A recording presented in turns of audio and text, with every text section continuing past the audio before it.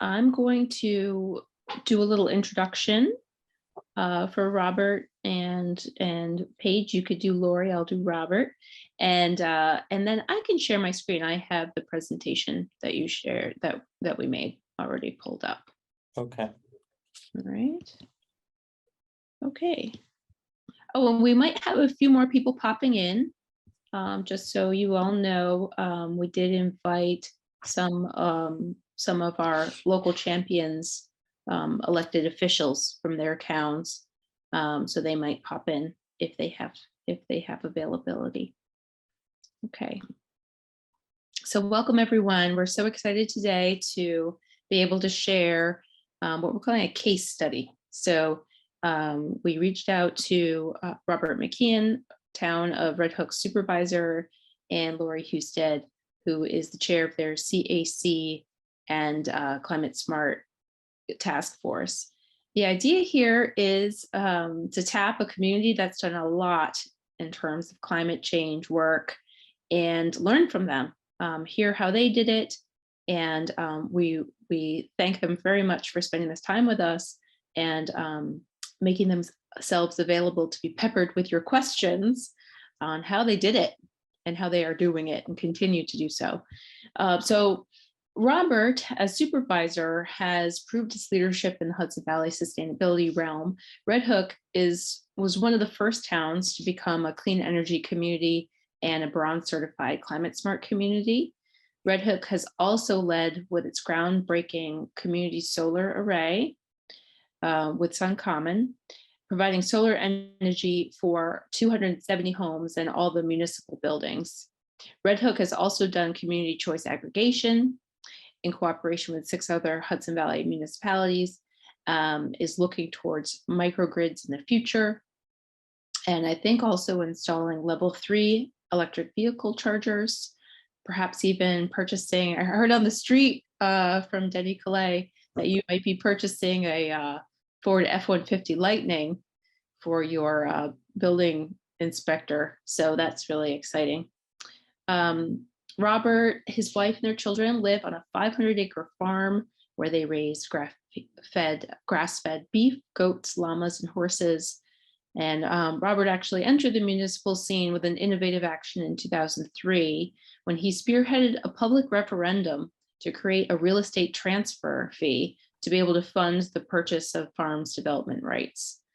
83% of the voters approved. In 2007, he was named the Hudson Valley Hero by Scenic Hudson for his work.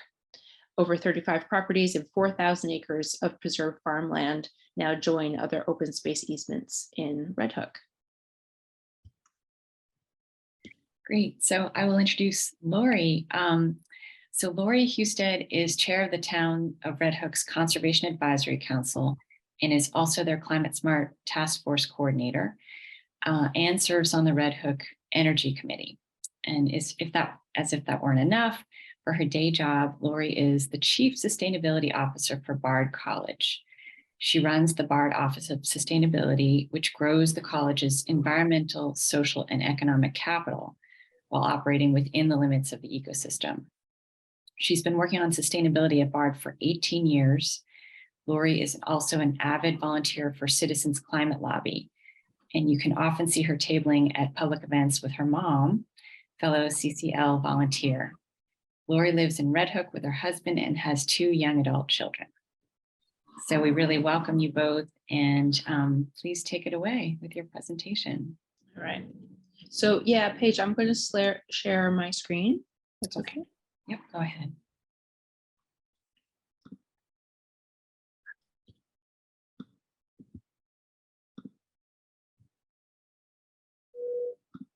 All right. Very good. Well, thank you all very much again for being here. And thanks for the nice introduction. Just one minor correction. In 2003, we had a purchase of development rights program, and then 2007, we had a real estate transfer fee. But let's jump right on in. This presentation's not meant to be comprehensive, but just sort of highlight some actions we've taken. And for the period of 2003, well, I guess we should include 2022 now. Update these slides. Next slide, please, Vanessa. Land use. So obviously, if you're going to tackle emissions, having smart growth, efficient land use, looking at transit-oriented development and so on and so forth, looking at the impact of your policies and your zoning. So 2003, purchase of development rights, that's a bond initiative. So 83% of the residents who came out to vote voted to, in theory, increase their taxes by protecting open space, much of it working landscapes. As Daisy, my cow, who was sort of the illustration for this initiative, demonstrated cows don't go to school, fields don't require services, and certainly we know forests provide a lot of environmental benefit. And 2 years later, after the public referendum, we instituted a conservation easement program and included temporary easements because we find that some folks may be interested in permanently protecting their lands.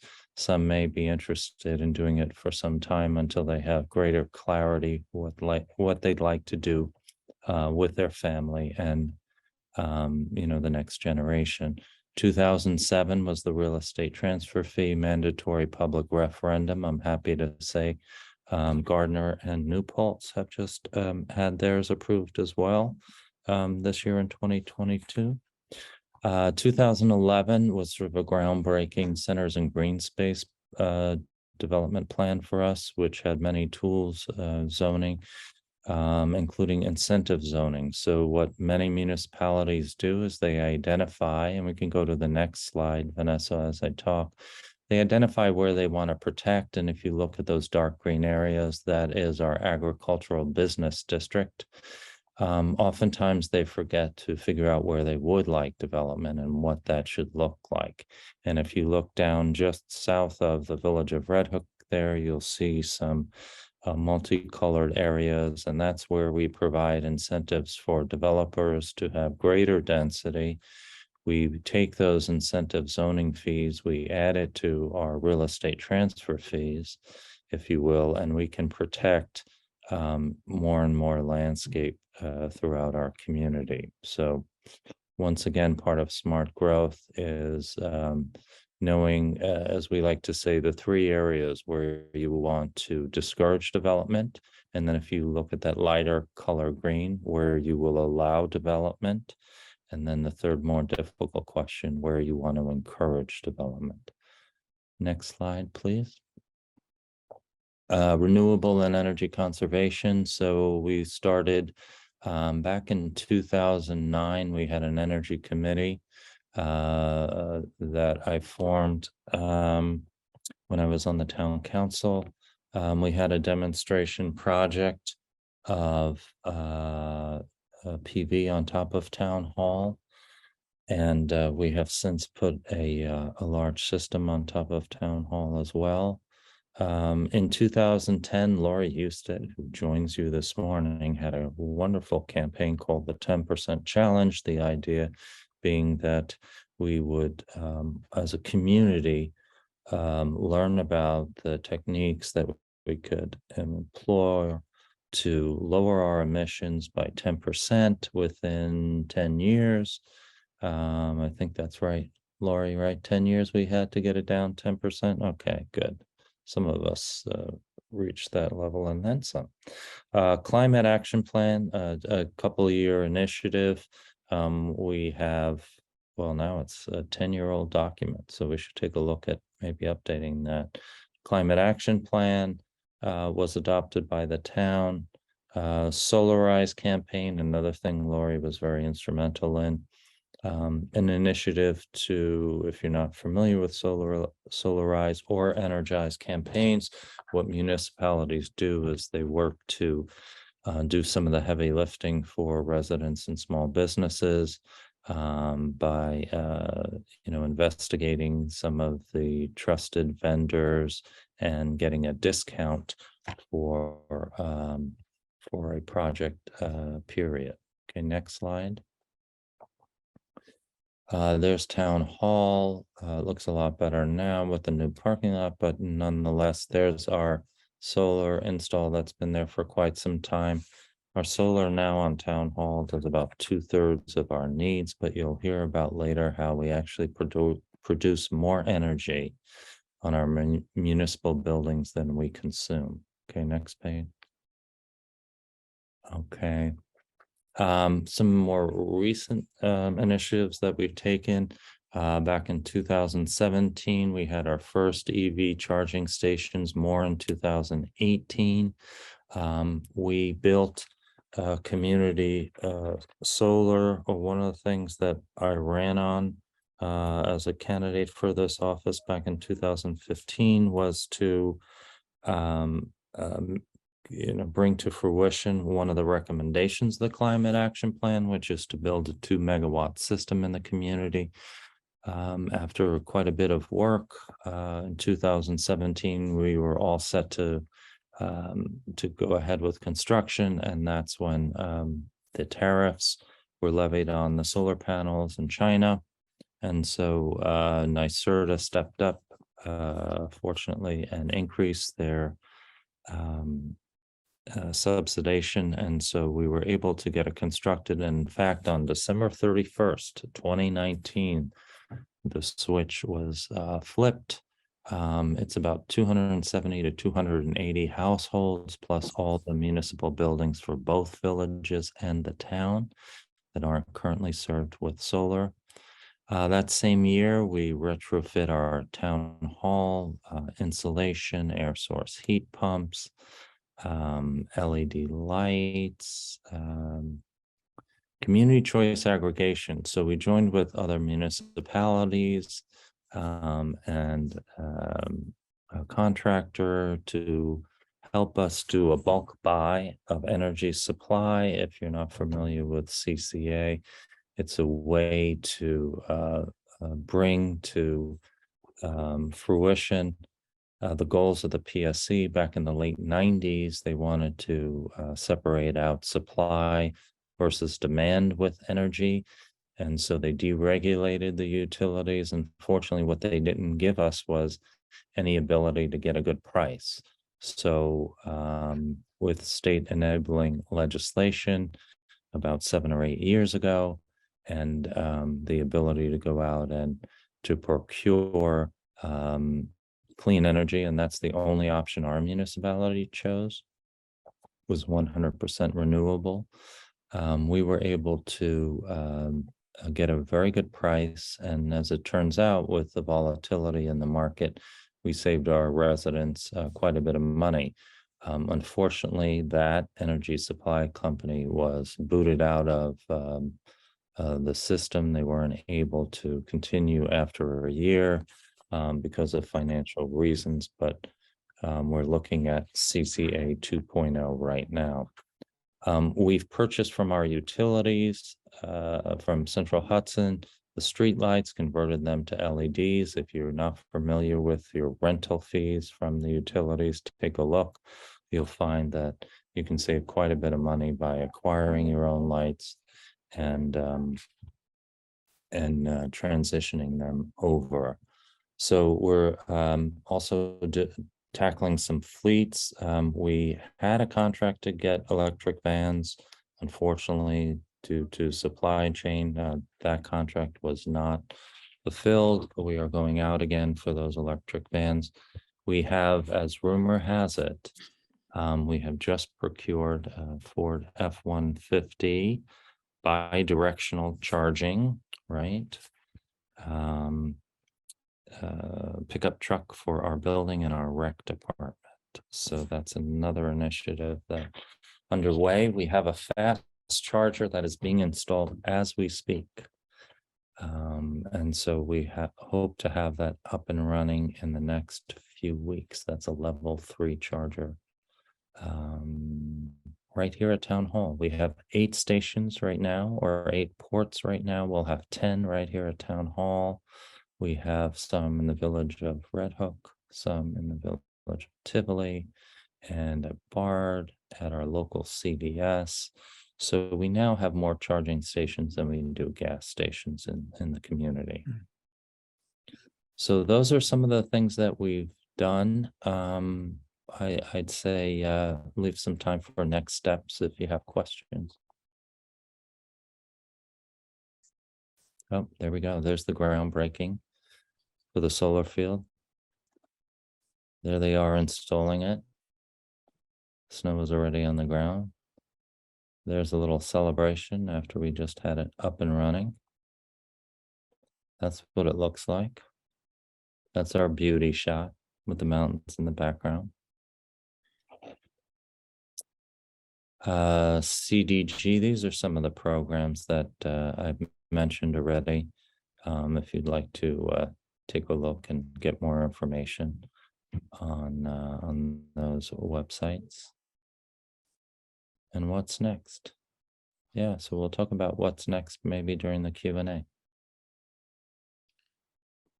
Lori, would you like to want me to share my screen with your slides as well?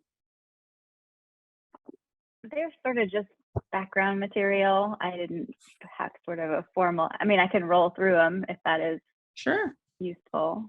Okay, Yeah. all right. Yeah, if you want to share, go ahead.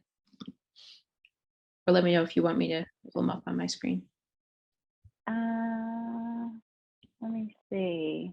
I sometimes have colossal fails. Can you see? Oh yeah. Can you see our hook? Yep. All right. This is more in response to the sort of the prompts that you shared. So I won't be as organized as Robert. But here you can see the results of one of our grad students who came to work for us from Bard College. And Robert was able to scare up a stipend for her. And so she was a volunteer for a year and then is our paid secretary on the CAC. And she's also an artist. And I did not realize this until many months into our relationship. And I asked her to transform some sustainability themes that we're working with into a graphic. And she made this nice map of the town. Usually when you see our town, the two villages are glaring holes in it, but you can see how sustainability crosses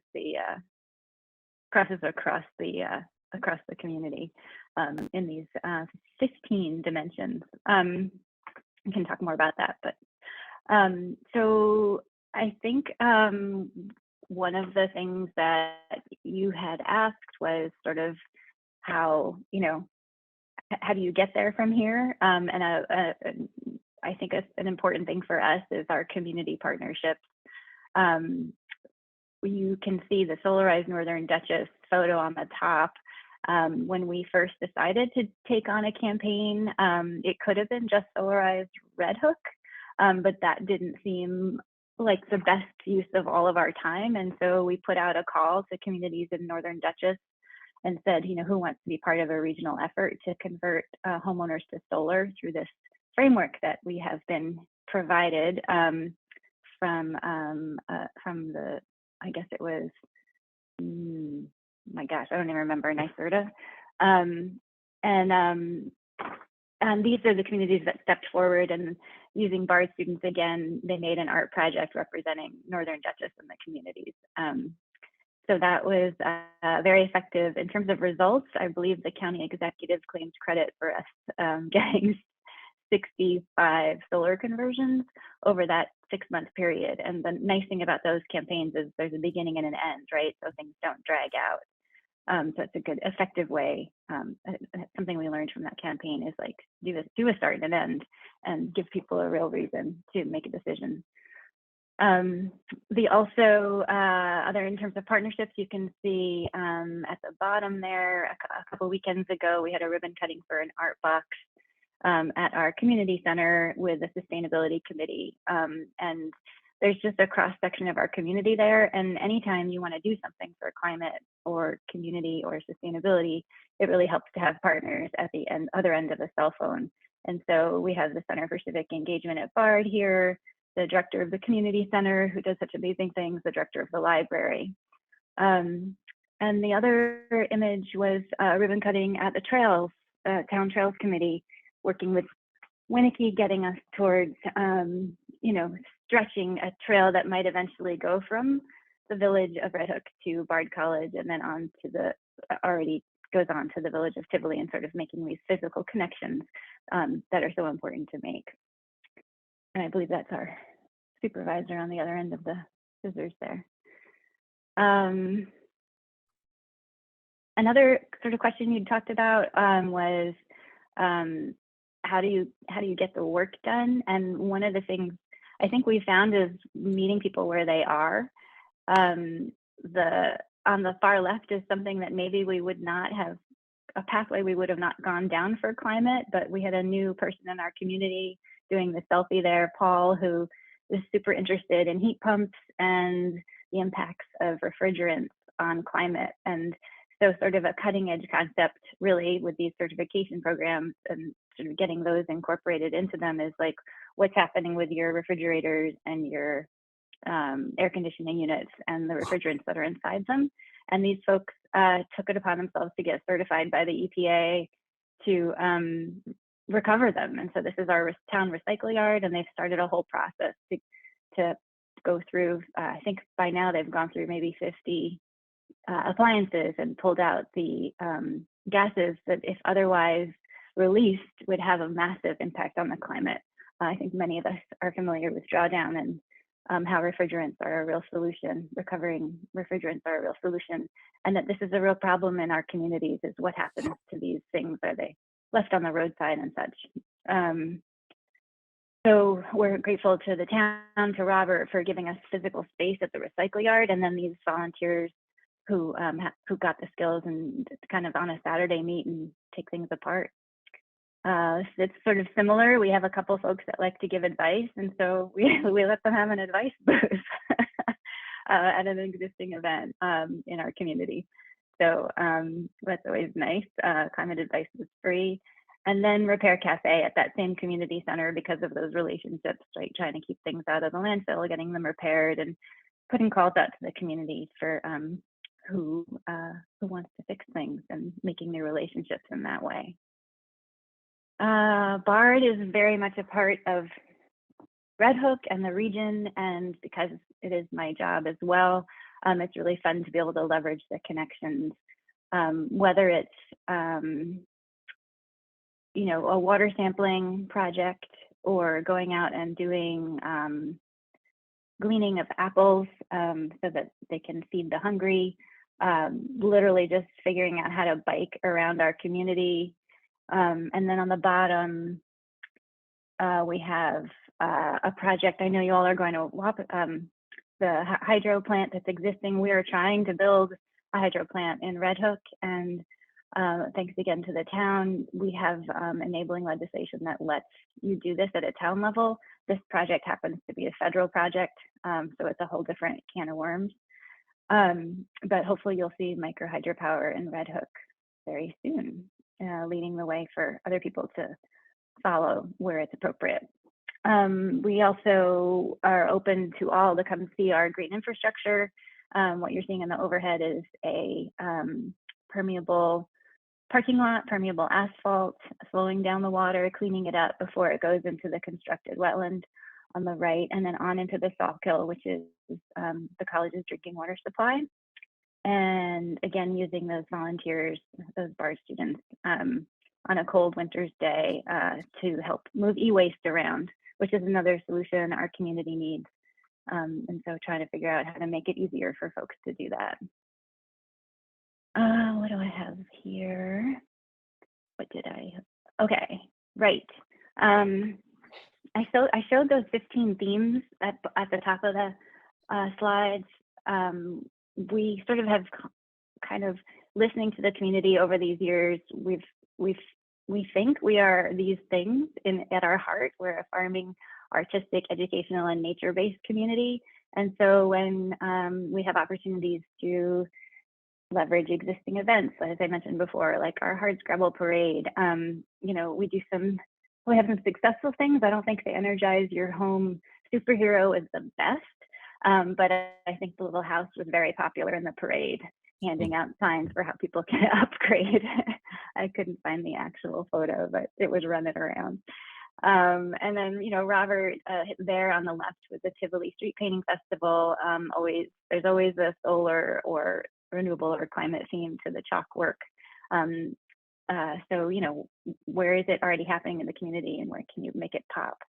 And being open to things like the Patagonia Wornwear Tour, as a service, like when Bard can be available and make something open to the greater community, we love to play host to stuff.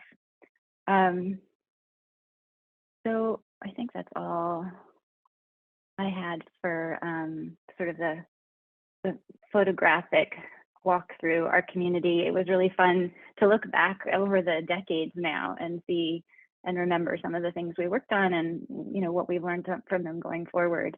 And our bronze certification is really old at this point, and making the decision whether and how to go back in, refresh, progress, is something that we need to consider. But we have a lot of we want to make sure we have synergies with the things that are already happening in our community and don't just check a box.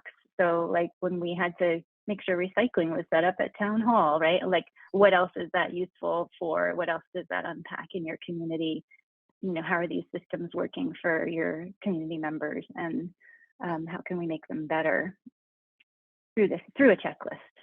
And as you choose which points, you go after, which are the ones that make people feel good and have lasting impacts. Thank you so much, Lori and Robert.